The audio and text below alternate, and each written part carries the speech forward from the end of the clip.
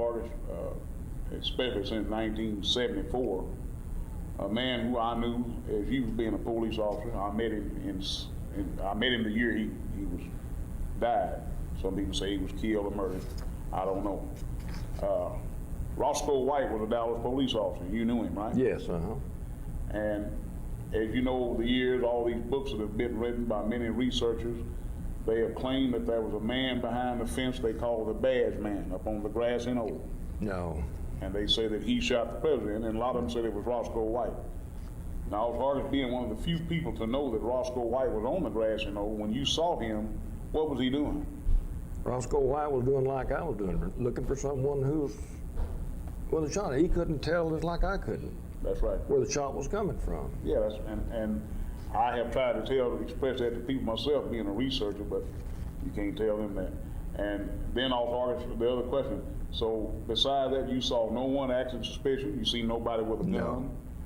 Of an assassin's bullet. Team A was my father, and he was one of 3 men that did participate in the shooting of John F. Kennedy.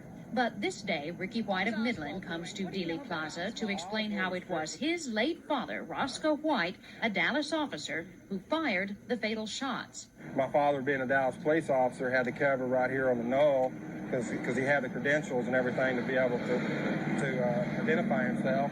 Ricky says his father's diary, taken by the FBI, says that Roscoe White really worked for the CIA, that his code name was Mandarin.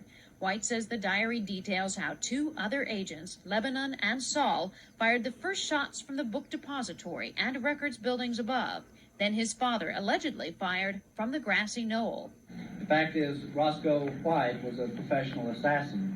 Some Kennedy researchers say White, not Oswald, may have killed the president and Officer J.D. Tippit investigating the case. They say information found in White's military footlocker referred to White's involvement with a government assassin team called Rifle, his friendship with Lee Harvey Oswald, and his wife's job as a dancer at Jack Ruby's club. Yes, it bothers me, but my father did what he was told to because he was told to do it. Ricky White says he is now negotiating with the publisher to print his father's story. Some researchers say there is more reason than ever to reopen the Kennedy case. Shelley Koffler, Texas News 5.